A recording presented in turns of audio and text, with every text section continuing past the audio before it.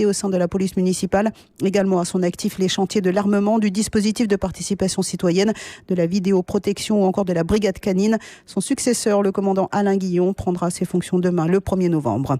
En métropole, déplacement surprise d'Emmanuel Macron à Rouen. Plus d'un mois après l'incendie de l'usine Lubrizol, il est allé à la rencontre des Rouennais qui l'attendaient. Le président de la République a promis que les enquêtes lancées autour de cet accident grave allaient se poursuivre dans un esprit de dialogue et de transparence. Emmanuel Macron qui s'est longuement exprimé dans les colonnes de Valeurs Actuelles. 13 pages d'interview du chef de l'État qui évoque l'immigration, le communautarisme ou encore le port du voile. Les suites de l'enquête sur l'attaque à la préfecture de police de Paris qui a coûté la vie à 4 fonctionnaires cette nuit pour nous. Le préfet de police de Paris et la directrice du renseignement ont été auditionnés par la commission d'enquête de l'Assemblée nationale. L'occasion pour le préfet Didier Lallement de détailler les procédures engagées dans le cas de suspicion de radicalisation. 7 policiers ont d'ores et déjà été désarmés. Et puis à Bayonne, l'octogénaire qui a ouvert le feu sur la mosquée de la ville a été mis en examen et placé en détention provisoire. Malgré une altération partielle du discernement, sa responsabilité pénale reste engagée. Le parquet antiterroriste n'entend pas se saisir de l'affaire. Et enfin, le sport et le football avec la suite des 16e de finale de la Coupe de la Ligue. 8 matchs au programme ce matin. Le Mans qui recevait Nice s'est finalement imposé 3-2. Et puis le coup d'envoi des autres matchs a été donné à 7h. On suivra particulièrement Monaco-Marseille. Le score est toujours vierge. Et enfin, n'oubliez pas, vous avez jusqu'à ce soir minuit pour payer le dernier tiers de votre impôt sur le revenu. Passé cette date, vous serez majoré d'une pénalité de 10%. Merci pour ces bonnes nouvelles, Sandrine. On vous retrouve à 8h pour d'autres informations. Il est 7h35. RRB, l'invité du matin.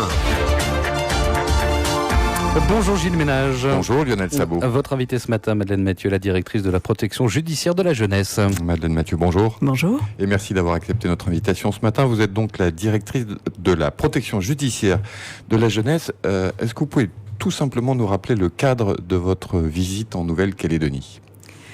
Alors, je suis venue en Nouvelle-Calédonie pour signer une convention qui, en fait, renouvelle les engagements déjà pris bien avant, à savoir la mise à disposition de professionnels de la protection judiciaire de la jeunesse au service de la PJEJ.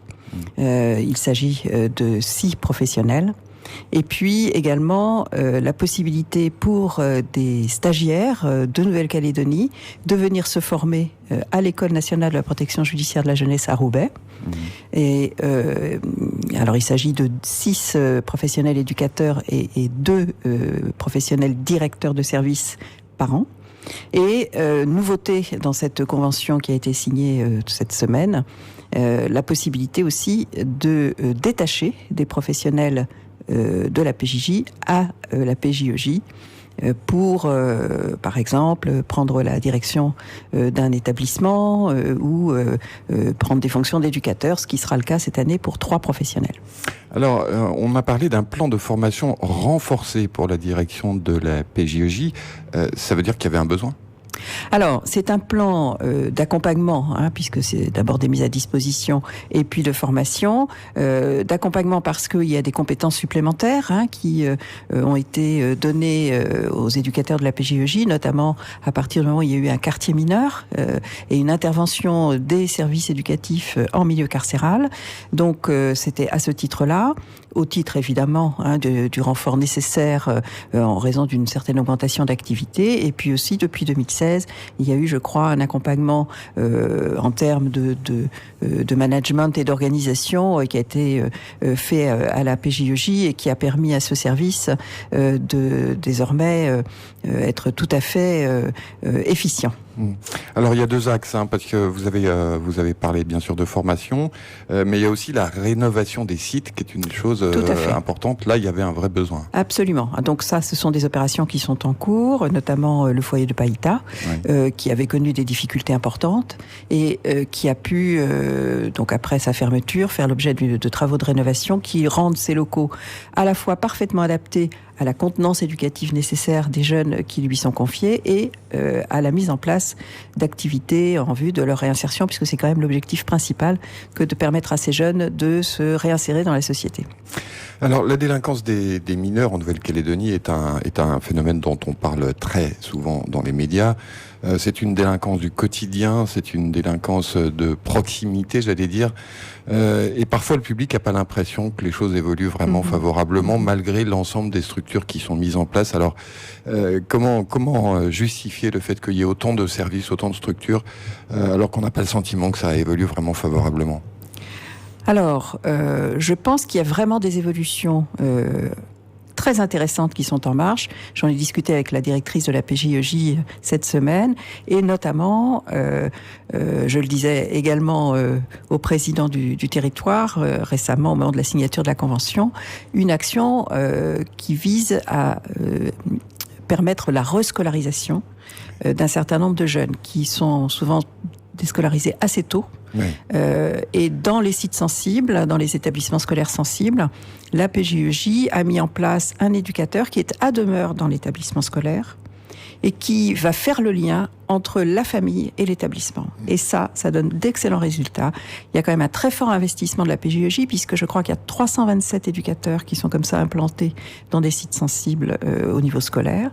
Et ça donne des résultats. Et je dois même dire que c'est inspirant pour mes propres services, que cette démarche d'aller au-devant des familles, je crois que c'est vraiment une des solutions importantes, que d'aller au-devant des familles. Parfois, elles ont besoin tout simplement d'un soutien purement social, pour permettre le financement, par exemple, des transports, afin que leur enfant puisse être scolarisé dans de bonnes conditions de régularité.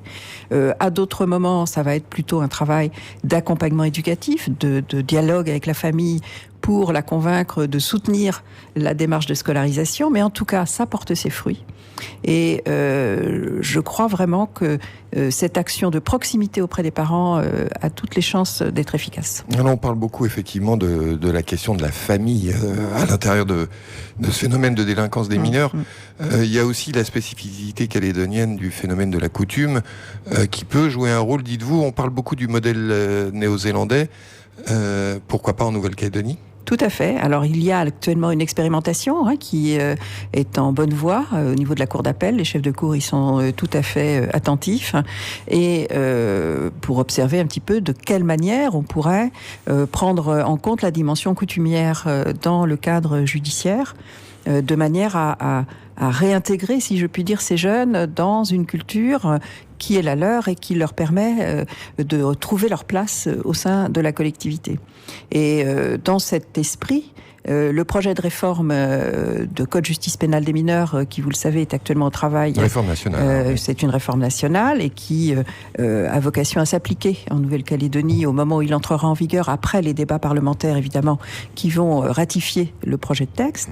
Eh bien, ce projet de texte prévoit l'intervention des autorités coutumières dans des actions de réparation, en matière pénale, et aussi au moment de l'audience pénale permettre la possibilité que des autorités coutumières soient présents lors du procès en présence du mineur et de sa famille. Et ça, je pense que c'est tout à fait intéressant et que ça peut être tout à fait positif.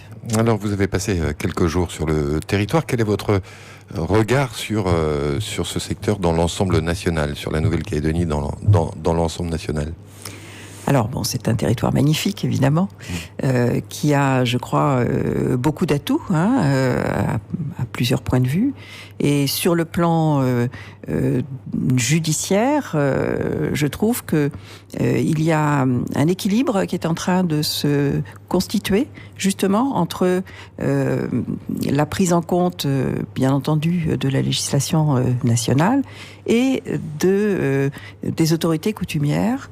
Et je crois que c'est un facteur de progrès, notamment pour ce qui me concerne plus particulièrement, c'est-à-dire la prise en charge des mineurs. La délinquance des mineurs au niveau national, elle évolue comment ? Est-ce qu'elle évolue au même rythme que celle des adultes ? Alors, ce qui est intéressant, c'est de regarder les chiffres sur le temps long. Parce que vous pouvez très bien, d'une année à l'autre, avoir des variations importantes au niveau des statistiques, qui ne seront pas d'ailleurs forcément très significatives, qu'elles soient dans un sens ou dans l'autre, puisque tout va dépendre, par exemple, des effectifs des forces de l'ordre, des effectifs des juridictions. Vous avez un poste de juge des enfants en moins. Si je prends le problème de la délinquance des mineurs, vous allez peut-être avoir moins d'affaires à un moment donné. Et puis l'année d'après, quand le poste sera pourvu, tout d'un coup, ça va repartir à la hausse.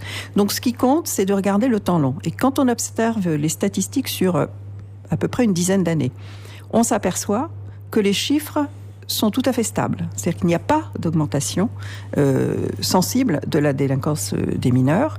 En revanche, on observe sur, par exemple, la comparaison entre 2017 et 2018, là encore ce sont des chiffres nationaux, une augmentation des faits de violence, alors qu'il y a une diminution des faits d'atteinte aux biens.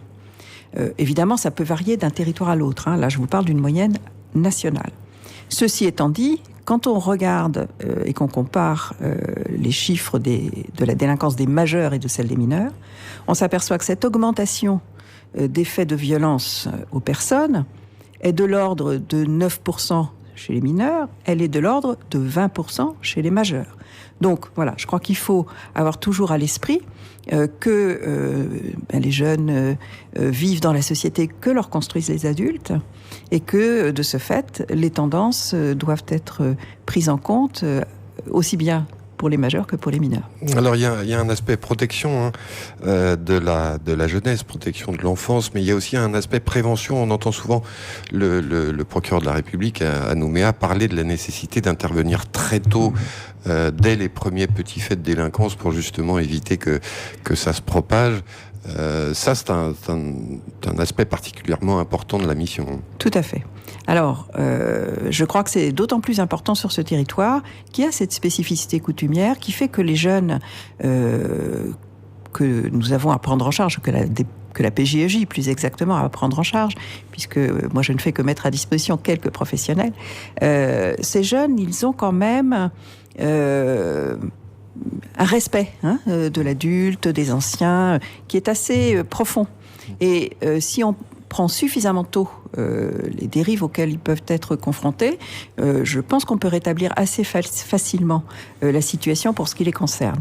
Mais évidemment, il y a un problème tout à fait important de protection qui se pose, puisqu'en discutant avec les personnels pénitentiaires du quartier mineur, ils m'ont indiqué que plus de 80% de ces jeunes avaient manifestement des problèmes familiaux importants.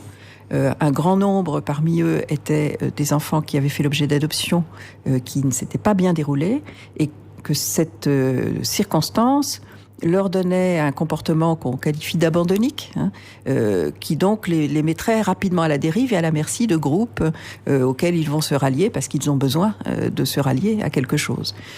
Donc c'est pour ça que la prévention est très importante. C'est pour ça que cette action de la PJJ, que je trouve vraiment intéressante en termes de travail sur la rescolarisation, en lien avec les familles, c'est-à-dire faire le lien entre la famille et l'établissement scolaire, et du coup renouer des choses entre le jeune et sa famille aussi, c'est très intéressant. Et je crois que par un travail à faire sur la prévention, sur le lien et le soutien aux familles, dans leur action éducative vis-à-vis de leurs enfants, il y a des marges de progrès tout à fait réelles.